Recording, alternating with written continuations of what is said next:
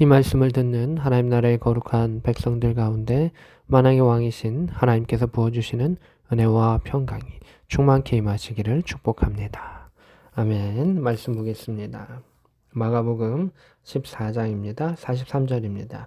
예수께서 말씀하실 때, 이 말씀하시는 것은 일어나라 함께 가자 나를 파는 자가 가까이 왔느니라. 이제 맞이하시는 것이죠. 자신의 그런 죽음을 자신에게 다가올 그것을 이제 준비하시고 맞으시는 예수님을 보게 됩니다. 곧 열둘 중에 하나인 열둘은 이제 열두 제자를 의미하고요. 유다가 왔습니다. 대제사장들과 서기관들과 장로들에게서 파송된 무리가 이렇게 되어 있습니다. 이 대제사장들, 서기관들, 장로들, 복수형이고 이 세 종류의 사람들은 다 백성을 가르치고 돌보는 백성의 지도자들급에 있는 사람들입니다.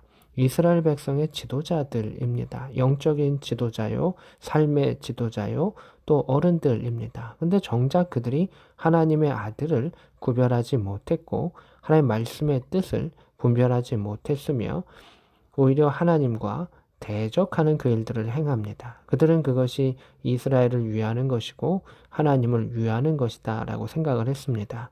그들이 그렇게 생각하지 않았다면 예수님을 죽일 또 붙잡을 이유는 없겠죠.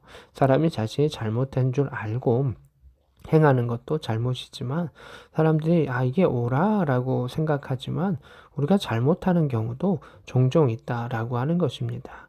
대제사장들과 또 서기관들, 장로들 이들은 얼마나 많은 경험을 갖고 있고요. 얼마나 많이 성경을 받겠습니까? 얼마나 많은 기도와 또 말씀에 대한 연구를 했던 자들이겠습니까? 그러나 그들의 편향된 시각으로 인해서 이럴 것이야 라고 생각하는 그 편향과 자기 중심의 사고 그리고 세상과 결탁한 그들의 모습이 하나님의 마음을 알지 못하게 했고 결국은 예수 그리스도를 발견하지 못했던 것을 보게 됩니다. 그 장로들에게서 파송된 무리가 검과 몽치를 가지고 이렇게 되어 있습니다. 다 무기들 있죠. 검은 배는 무기고 몽치는 이제 두들기는 그러한 무기인데 강도나 또 적들을 잡으러 오는 그 무기들을 가지고 이제 왔었던 것을 보게 됩니다. 44절입니다. 예수를 파는 자가 이미 그들과 예수를 판 자는 누굽니까? 유다를 의미하죠. 이미 그들 대제사장들과 서기관들과 장로들이 보냈던 그러한 수하들 그들과 군호를 짜고 군호는 이제 신호죠. 미리 짜놓은 그런 신호들을 의미하죠. 신호를 짜고 이르되 내가 입맞추는 자가 그이니 그를 잡아 단단히 끌어가라 했는지라 이렇게 되어 있습니다. 이제 예수님과 12제자가 있으니 내가 이 사람이 예수다라고 하는 것을 가르쳐 줄 터이니 당신들이 그를 잡아가면 됩니다. 정확하게 그 사람입니다. 라고 하는 것입니다. 예수님의 이름이 많이 알려졌지만 그렇다고 모든 사람이 다 예수님의 얼굴을 아는 것도 아니고 또 대제사장들과 서기관들과 장로들의 종이었기 때문에 또 그들의 수하에 있던 사람이기 때문에 예수님을 잘 모르는 얼굴을 잘 모를 수도 있다는 겁니다. 그 이름에 대해서는 혹 들어봤겠지만 얼굴은 모를 수 있기 때문에 이러한 일들을 유다가 행했었던 것을 보게 됩니다. 유다는 예수님께 입을 맞춥니다. 사랑과 존경의 표현이 입맞춤이었고 또 당시의 인사의 표현이기도 했었지만 그것은 예수님을 파는 그러한 거짓된 입맞춤이다 라고 하는 것을 우리는 보게 됩니다. 다시 또 본문으로 들어가겠습니다. 45절에 예수께 나와 랍비여 하고 입을 맞추니 예수님의 모습, 예수님 가운데서는 이 랍비여라고 부르며 입 맞추는 그것이 얼마나 가증스러웠겠습니까? 사랑도 아니고 존경도 아니고 엎드림도 아니고 예수를 팔기 위한 대적의 행위들을 보게 됩니다. 악한 영은 이러합니다. 예수의 이름으로, 사랑의 이름으로, 그리스도의 이름으로, 교회의 이름으로, 선한 것의 이름으로, 아버지 하나님의 이름으로 이 일들을 행하는 것을 보게 되고 또 유다는 그 일들을 행합니다.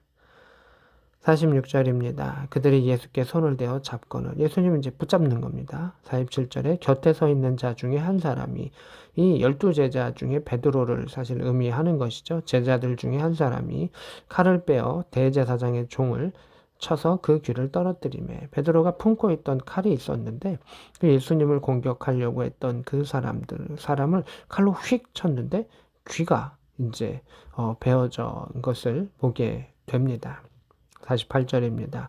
예수께서 무리에게 말씀하여 이르시되 너희가 강도를 잡는 것 같이 검과 몽치를 가지고 나를 잡으러 왔느냐. 예수님께서 이제 잡히시던 그러한 상황들 중에 자기를 잡는 자들에게 이제 꾸짖으시는 그 모습을 보게 됩니다. 나를 강도를 잡는 것 같이.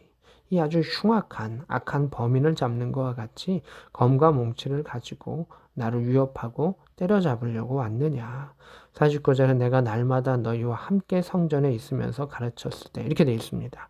여기서 보면 날마다 물론 예수님이 예루살렘 성전에 뭐 3년의 공생애 가운데 다 계신 건 아니죠. 날마다라고 하는 것은 특별히 이제 예수님께서 예루살렘에 도착하셨을 때 돌아가시기 전 그 절기의 그 준비의 시간 동안 그래도 비교적 긴 시간을 계셨던 것을 보게 됩니다.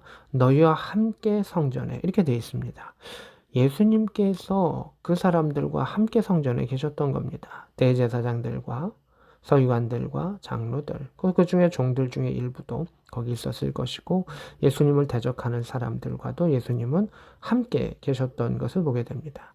예수님이 안 계셔서 예수님께 대적하는 것이 아니라 하나님의 마음을 알지 못하고 하나님의 마음 안에 기도하지 못하고 그의 눈에 영안이 겸손 가운데 열리지 아니하면 예수님 옆에 계셔도 알지 못하고 깨닫지 못하고 대적하는 그 일들이 얼마든지 있다라고 하는 것입니다. 너희와 함께 성전에 있으면서 가르쳤을 때 주님은 우리에게 가르쳐 주시는 것이죠. 이것이 하나님의 마음이요. 이것이 너희가 또 우리가 가야 될 길이다 라고 말씀하셨던 것이죠. 너희가 나를 잡지 아니하였도다. 왜 그랬습니까? 사람의 눈을 보면서 두려워했었던 그 적들을 보게 됩니다. 그러나 이는 성경을 이루려 함이니라 하시더라. 아멘. 예수님께서는 그 억울함 가운데서도 하나님의 계획, 말씀을 이루려 하셨습니다. 내 뜻을 이루려는 것이 아니라 아버지의 뜻을 이루려 하셨고 그것이 자신의 생각하기에는 뭐 합리적이다, 그렇지 않다라고 하는 것이 아니라 그저 아버지의 그 계획 속에 순응하셨던 예수 그리스도의 아름답고 당당한 그 모습을 보게 됩니다. 50절입니다. 제자들이 다 예수를 버리고 도망하니라 이렇게 되어 있습니다. 칼을 들고 귀를 베었던 자도 그 안에 있었던 자도 내가 주님을 버리지 않겠다라고 외침을 했었던 그 모든 제자들이 이 결과 가운데 당혹합니다. 예수님은 벌써 몇 번을 이야기하셨습니다. 대제사장들과 서기관들 그들에 인해서 내가 곤욕을 당할 것이다. 내가 죽임을 당할 것이다. 라고 수차례 이야기를 하셨지만 제자들은 그것을 자신의 편견에 의해서 깨닫지 못했고 또 기도하지 않았으며 그 말씀의 깨달은 가운데 준비되지 아니했기 때문에 결국 흩어질 수밖에는 없고 도망할 수밖에는 없었다라고 하는 것을 보게 됩니다. 왜 예수님께서 우리에게 기도하라고 하시고 또 준비하라고 하시고 믿음의 훈련을 하라고 하시는 겁니까? 그것은 우리에게 닥쳐줄 그 일들, 하나님의 계획 안에 있어도 또 어려움은 당연히 닥쳐져 옵니다. 그러한 것을 우리가 능히 이길 수 있기를 그 가운데 우리가 수치스럽게 되지 아니하기를 또 하나님의 뜻과 계획 가운데 아름답게 설 수 있기를 때로는 조금 넘어진다 할지라도 다시 일어서서 주님을 바라볼 수 있는 믿음의 유연함을 갖기를 원하셔서 주님은 제자들에게 기도해라. 나와 함께 기도해라 라고 말씀하셨던 것을 보게 됩니다. 우리의 계획이 아닌 하나님의 계획이 우리의 삶 속에 이루어질 수 있기를 원합니다. 그 계획이 이루어졌을 때 우리가 그것을 당황하는 것이 아니라 그 하나님의 위대하심을 체험할 수 있는 믿음 가운데, 기도 가운데 준비된 자가 될 수 있기를 원합니다. 오늘의 삶 가운데서도 하나님의 말씀이 우리의 뜻 가운데 이루어지고 그 말씀이 이루어진 것을 가지고 우리가 하나님을 찬양하며 주의 말씀 가운데 순종하며 살아갈 수 있는 복된 저와 여러분 될 수 있기를 우리 구주 예수 그리스도의 이름으로 축복합니다. 아멘.